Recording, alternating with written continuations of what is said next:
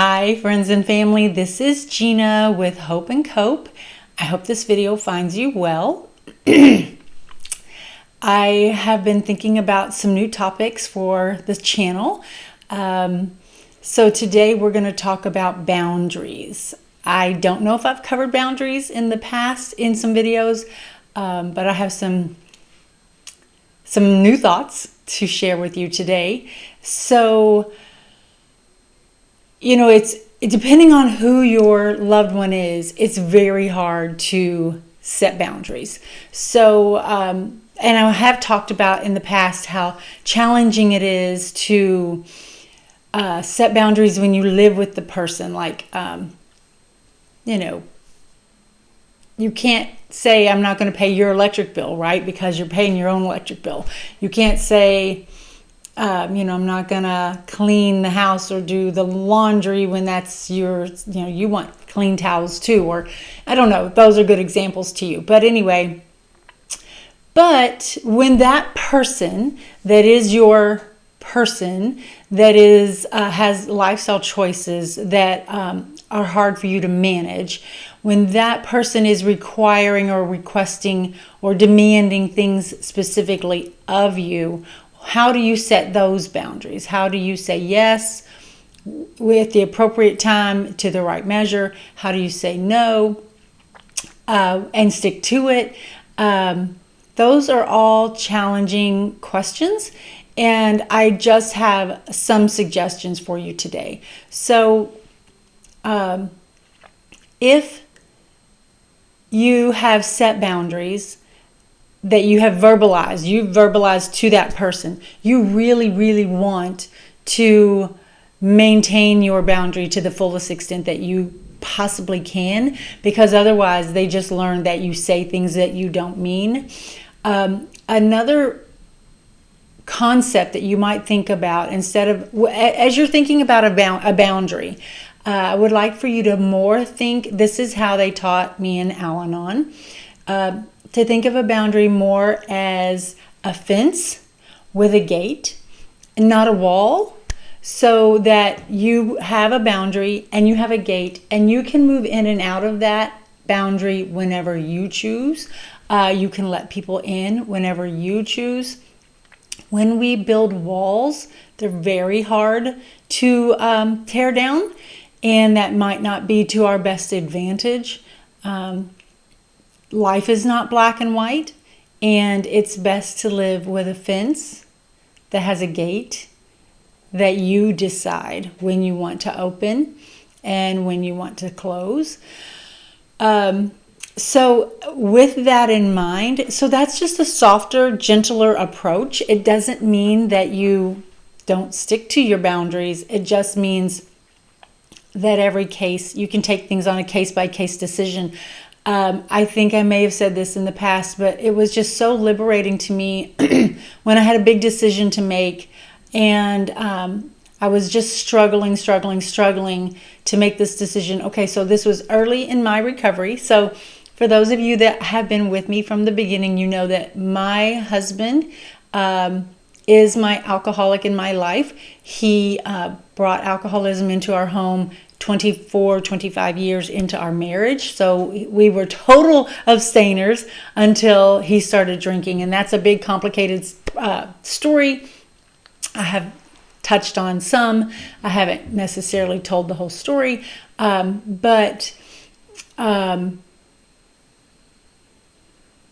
Anyway,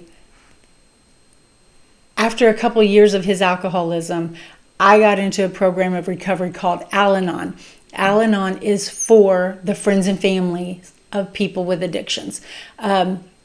So we consider it our recovery, just like the alcoholic has to go through their recovery, because I am firmly convinced that it is a family illness and that we all get sick along with the alcoholic, and we all change. Our mental capacity changes, our mental health gets affected, and so we all need to kind of have our own space where we can recover. So I went to Al-Anon for about 8 years, which I really loved, and an actual move location move, changed that. I didn't get to stick with my home group. And then that was all right at the time of the COVID virus shutdown, and all the meetings were closed anyway. So I quit going, and I don't know if I would have found a different group or not. I don't think I would have, because our lifestyle changed too. See, I'm getting down a rabbit hole. Our lifestyle changed too because my husband had a drunk driving accident where he was paralyzed from the neck down. He is a quadriplegic, which he does still have some motion, some use and ability. So don't picture the person that's just totally unable to move from the neck down. I know that happens, but thankfully that did not happen to my husband.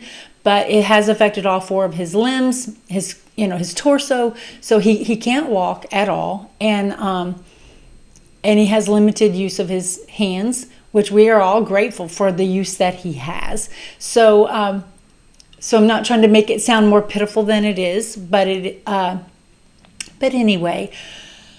So he had just come home in February of 2020 after being in a hospital or an institution or a rehab for that full time from 2018, in November 2018 to February of 2020.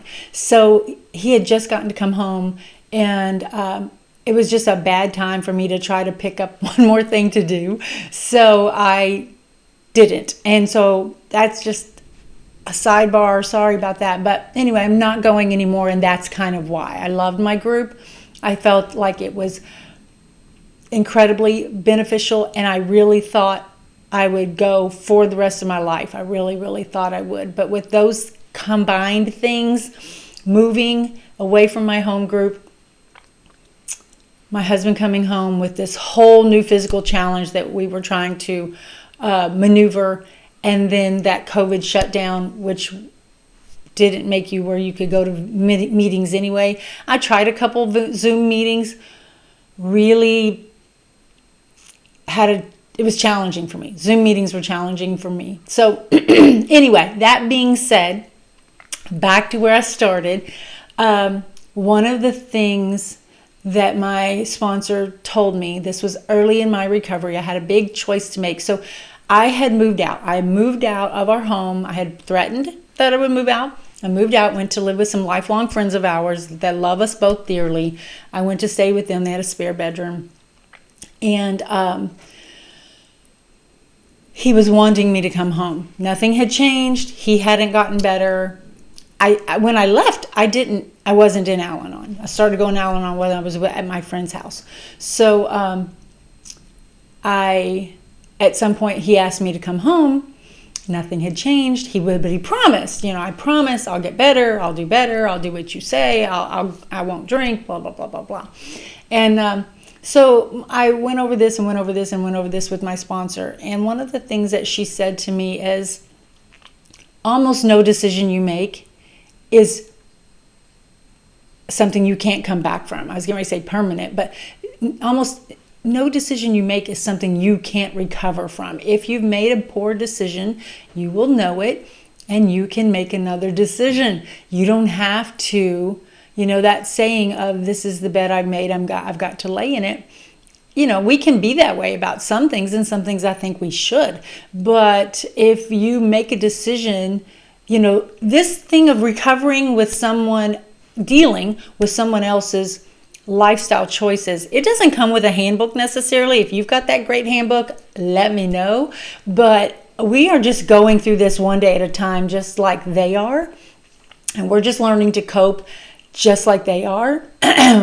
We have decisions to make every day that were different from yesterday, just like they have.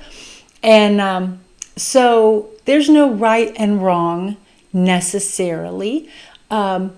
There's better ways and worse ways, but and we can learn from our ways. I guess the wrong decision is when you make it over and over and over, and you're not getting the results you want, and you continue to make it. Maybe that's a wrong decision. But there's love and grace for coming to the power and the strength that you need to make the right decision and stick with it. You can, you're free to take your time to come there, because it's not easy. It's not easy to set boundaries, and it's not easy to then stick with them. It's not. So, I was deciding whether I was going to go home or not go home, go home or not go home. What do I do? And, and she was like, you can do what you want to do. And then if that doesn't work for you, you can always make another decision. So that was just really helpful to me, to not feel like this decision right now, today, this is the one that my whole future pivots on. And if I make the wrong one, it all crumbles. And if I make the right one, it's all going to be great. And, she had a lot more experience than me. What she knew is probably wasn't going to change anything. And it was just a matter of whether I wanted to go home and be in my own home with all my things, living in the life that I had, the home that I had built, not built, but metaphorically. And, or did I want to continue to stay in my friend's spare room? So anyway, my point that I want to say to you, I did go home. Okay, just in case you're asking or wanting to know what my decision was, I did go home, and I really didn't, the program of recovery, Al-Anon, it helped me so much that I was able to stay in my home. It was difficult to stay in my home, but it also was where I chose to be, to walk my path of recovery. And that, it felt like self-care in some, of course, it was very hard to be with him throughout the alcoholism, but in other ways, just being in my own home and not being displaced was helpful to me. Everybody will be different, I'm sure. So, but the point I'm wanting to make is, when that they can be anyone. It doesn't have to be the person that's driving you to seek help with coping with someone else's lifestyle choices. But when they require things of you, ask things of you, demand things of you, you definitely have the right to make your own decision. I want to say, you don't have to decide right away. Typically, you can say, let me think about it, and I'll get back with you. But you need to make the decision that you feel like is best for you. I do want you to know, I don't know if you've been through this for years or you're new to this, but what you need to know is almost nothing you do is going to affect their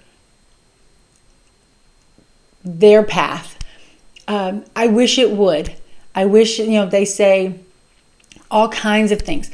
Well, if you would help me get a job, or if you would let me live with you, or if you would buy me a car, or, whatever they say, I need $500, whatever it is, it's not going to make things better.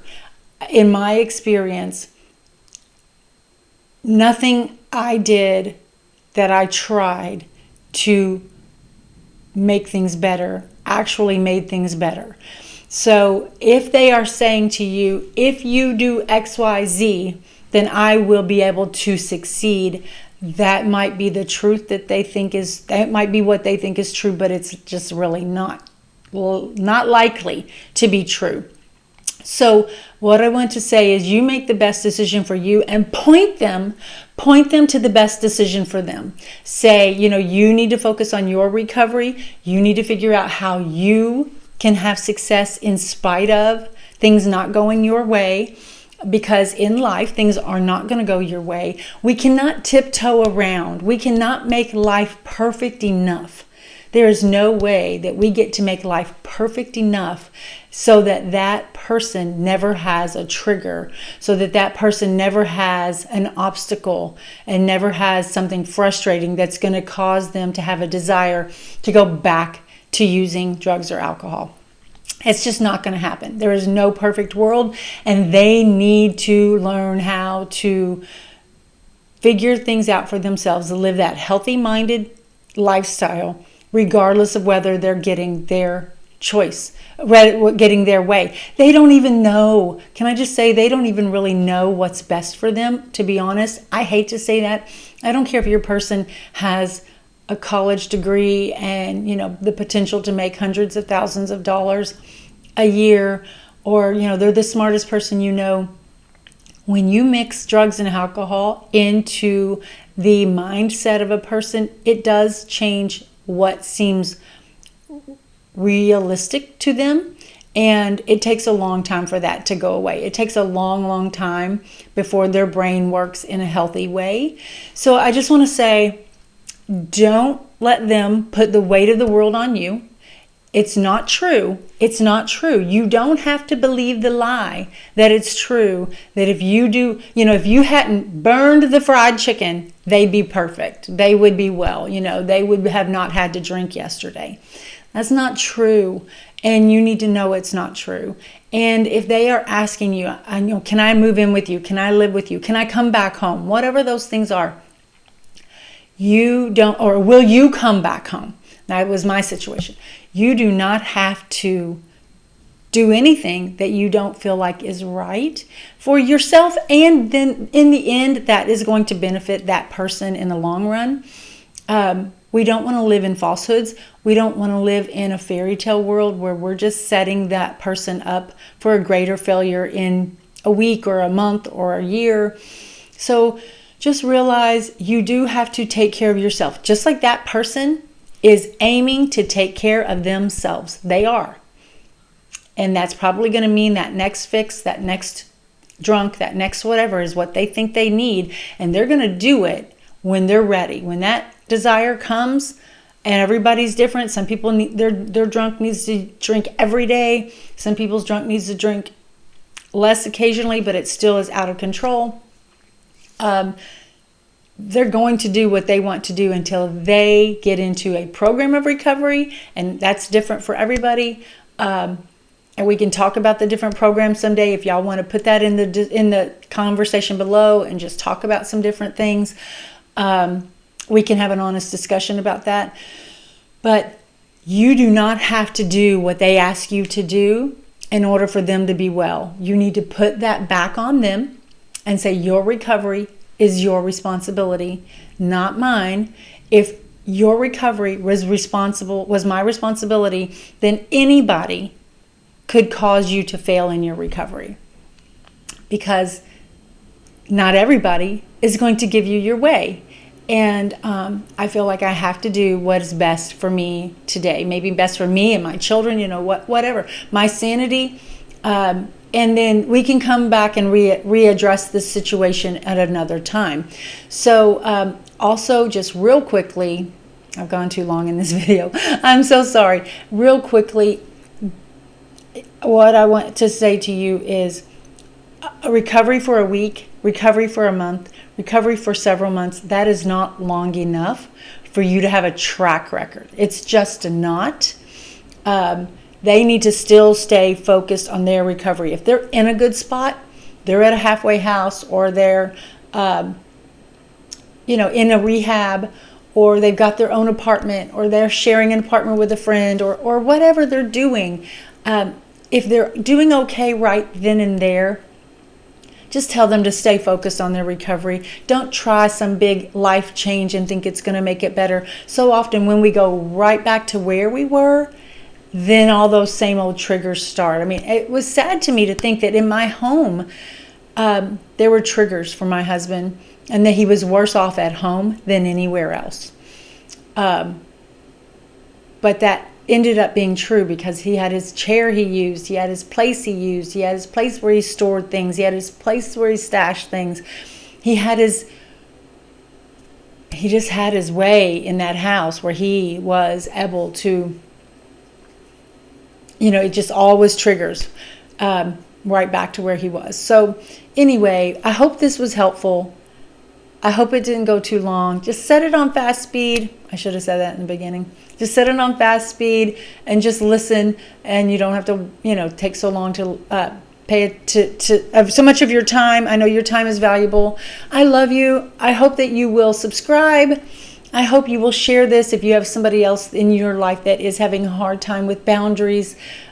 Please share this video, and please like this video if you liked it. Give me this support to let me know if I'm on the right track, and then make a comment in the description below. That would be fabulous to kind of know where your thinking is. And if you've set a boundary that was very helpful to you, I'm sure that would be helpful to other people to read about. Until next time, I love you. I'm praying for you, and I wish you all the best. Bye-bye.